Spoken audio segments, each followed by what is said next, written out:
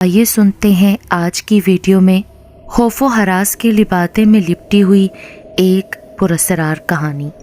Joseph की नज़र जैसे ही उस चेहरे पर पड़ी, वो लम्हाती मंजर उसकी आंखों के सामने आ गया जब उसी चेहरे ने उसे बीच मजमे में जलील करवाया था। वो अपनी बेइज्जती भला कैसे फरामोश कर सकता था। उसने उसी लम्हे ये तय कर लिया कि इस चेहरे को अब आंखें खोलने नहीं दूंगा और इसे हर हाल में अबदी नींद सुला दूंगा। वो चेहरा उसके दुश्मन एंडरसन का था। वो दोनों एक ईसाई बस्ती के रिहायशी और मोहल्लेदार थे। छोटी सी बात पे हुई चपकलश को दोनों ने अना का मसला बना के एक दूसरे को दुश्मन तस्वुर कर लिया था। एंडरसन एक एम्बुलेंस में उसी अस्पताल में लाया गया था जहां जोसेफ वार्ड बॉय था। एम्बुलेंस रुकते ही वार्ड बॉयज स्ट्रेचर निकालने के लिए आगे बढ़े तो जोसेफ की नज़र एंडरसन के चेहरे पर पड़ी।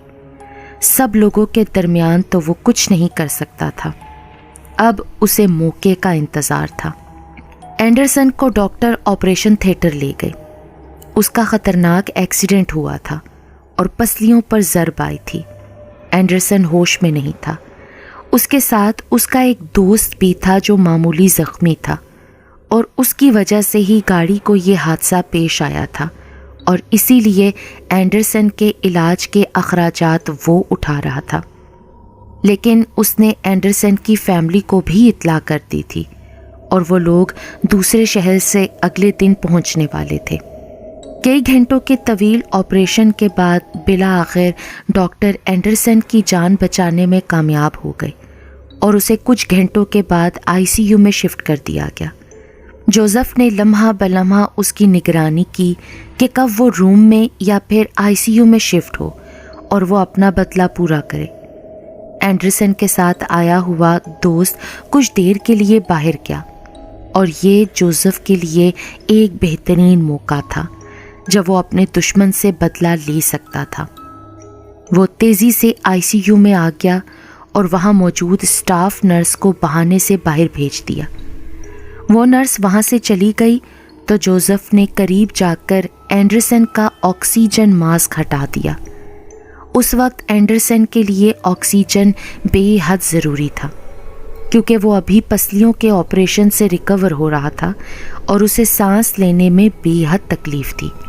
मास्क हटते ही एंडरसन माही बेआब की तरह तड़पने लगा और चंद लम्हों में ही उसकी मौत वाक़ई हो गई। वार्ड बॉय जोसेफ ने अच्छी तरह एंडरसन की मौत की तसल्ली की और फिर उसे दोबारा ऑक्सीजन मास्क लगा के बाहर आ गया। बाहर आके जोसेफ ने सुकून का सांस लिया कि उसे ये सब करते हुए किसी ने नहीं देखा। अब उसने 3 दिन की दरख्वास्त लिखी, छुट्टी की और सीनियर के पास ले गया।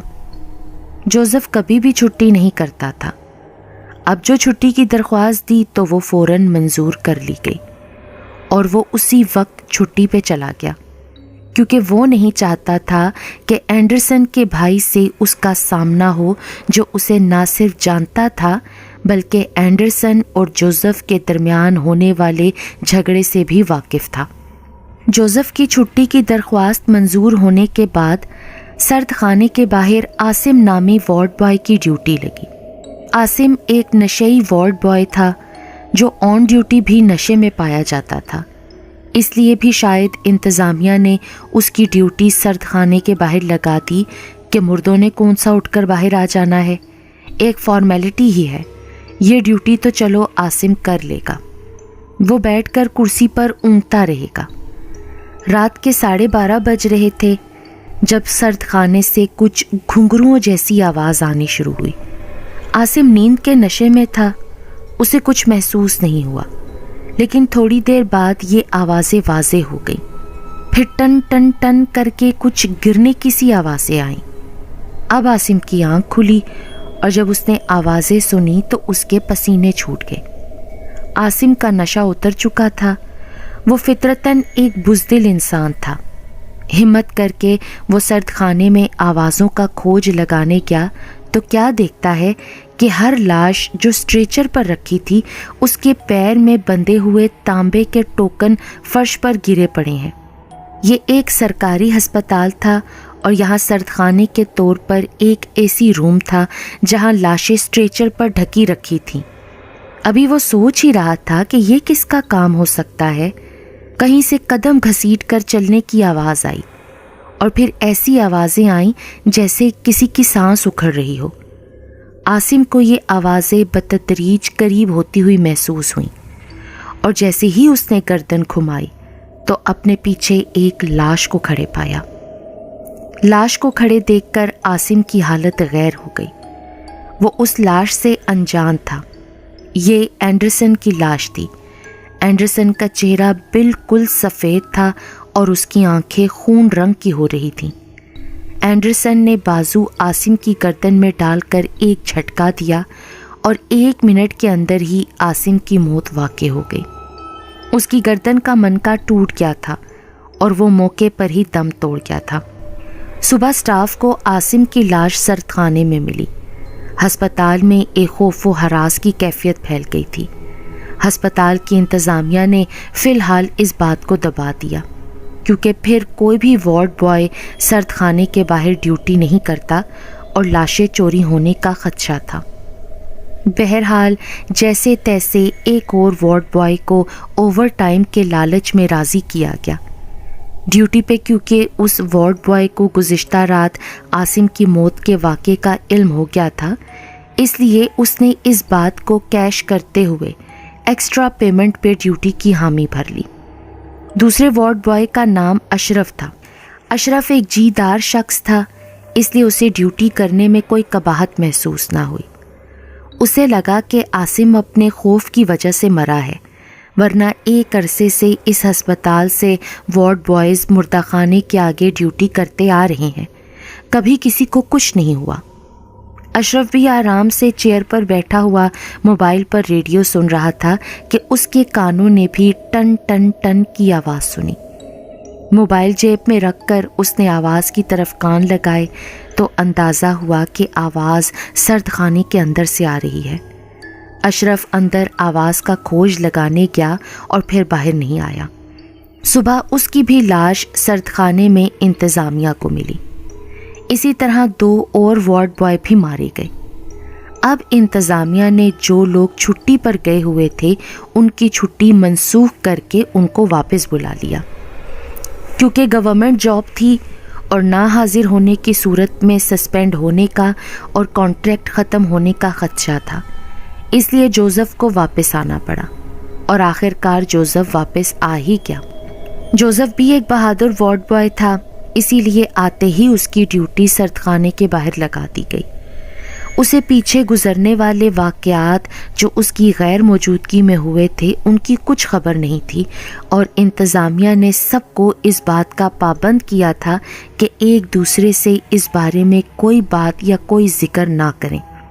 جوزف کا ایک دوست جو اس کا بھلا چاہتا تھا، اس نے سوچا کہ وہ جوزف کو حالات سے باخبر کر دے تاکہ وہ الرٹ ہو جائے اور اپنے بچاؤ کا کوئی طریقہ کر لے، لیکن اچانک ہی وہ ڈینگی کی وجہ سے بخار میں مبتلا ہو کر گھر کا ہی ہو کر رہ گیا۔ جوزف نے اپنے طور پر کھوج لگایا کہ اینڈرسن کے ورثا اس کی باڈی لے کے گئے ہیں یا نہیں، تو پتہ چلا کہ انہوں نے کچھ دن کے لیے سرد خانے میں باڈی رکھوائی ہوئی ہے تاکہ اینڈرسن کے بقیہ رشتہ دار جو ملک سے باہر ہیں وہ آئیں گے تو پھر تدفین کریں گے۔ یہ سن کر جوزف کو کچھ خوف سا محسوس ہوا، مگر پھر اس نے خود کو تسلی دی کہ ایک مردے سے کیا ڈرنا۔ رات کے 1 بجے کا وقت تھا۔ جوزف مردہ خانے کے باہر ٹہل رہا تھا اور سوچ رہا تھا کہ کس طرح اینڈرسن کے گھر والوں اور خاص طور پر اس کے بھائی سے بچا جائے کہ اتنے میں اس کو سرد خانے یا کہہ لیں مردہ خانے میں سے ٹن ٹن ٹن کی آوازیں آنی شروع ہوئیں۔ وہ بھیلا جھجک سرد خانے میں داخل ہوا تو دیکھا سب مردوں کے پیروں پر بندھے ہوئے تانبے کے ٹوکن گرے پڑے ہیں۔ اب کس کا کون سا ٹوکن تھا یہ تو فائل میں درج تھا، سو وہ یہ کام صبح کرے گا۔ وہ سرد خانے سے نکلنے ہی لگا تھا کہ اکھڑتی سانسوں کی آواز کے ساتھ ملی ہوئی اینڈرسن کی کھڑکھڑاتی ہوئی آواز اس کے کانوں سے ٹکرائی۔ آ گئے جوزف، مجھے تمہارا ہی انتظار تھا۔ تمہیں بلانے کے لیے میں نے کتنوں کو موت کے گھاٹ اتارا ہے، جانتے ہو؟ جوزف نے جو پلٹ کے دیکھا تو وہ ساکت ہو گیا۔ اینڈرسن کی چادر میں لپٹی لاش اس سے مخاطب تھی۔ آکسیجن ماسک اس کے گلے میں جھول رہا تھا جیسے ابھی نکالا ہو۔ دیکھو نا جوزف، میں کتنی تکلیف میں ہوں۔ تم نے میرا آکسیجن ماسک نکال دیا تھا نا، مجھے آکسیجن نہیں ملی، میں مر گیا۔ ایک مرتے ہوئے انسان سے تم نے بدلہ لیا۔ میں ٹھیک ہو جاتا تو پھر بدلہ لیتے نا، مجھے میرے دفاع کا موقع تو دیتے۔ کیونکہ تم نے میرے ساتھ برا کیا تو برے کا انجام تمہارا منتظر ہے۔ تمہیں اب مجھ سے کوئی نہیں بچا سکتا۔ یہ کہتے ہوئے اینڈرسن نے اپنے گلے میں لٹکتا ہوا آکسیجن ماسک نکال کے جوزف کے منہ پر رکھ دیا اور نتنوں کے وہ سوراخ جو ماسک میں بنے تھے وہاں اپنا ہاتھ رکھ دیا۔ جوزف نے دم گھٹنے کے سبب بہت ہاتھ پاؤں مارے، لیکن ہونی ہو کر ہی رہتی ہے۔ اینڈرسن کو موت کے گھاٹ اتارتے ہوئے جوزف کے دل سے جیسے انسانیت ختم ہوئی تھی۔ اب وہی سب اس کے ساتھ اینڈرسن کی لاش کر رہی تھی۔ صبح سرد خانے کے آگے جوزف کی آکسیجن ماسک لگی لاش موجود تھی اور لوگ حیران تھے کہ جوزف کو آکسیجن ماسک کیوں اور کس نے لگایا اور اس کی موت کیسے ہوئی۔ یہ موت تب تک معمہ رہی جب تک اینڈرسن کے گھر والے اس کی باڈی لینے نہیں آئے، اور پھر اس کے بھائی نے اور سٹاف نرس نے جو واقعات لوگوں کو بتائے تو ان کی کڑیاں ملا کر لوگ اس نتیجے پر پہنچے کہ جوزف ہی اینڈرسن کا قاتل تھا اور اینڈرسن کی لاش نے ہی جوزف کا قتل کیا ہے۔ اینڈرسن کی باڈی سرد خانے سے لے جانے کے بعد اس سرد خانے کے باہر کسی بھی وارڈ بوائے کا قتل نہیں ہوا۔ سچ ہے کہ برے کام کا انجام برا ہی ہوتا ہے۔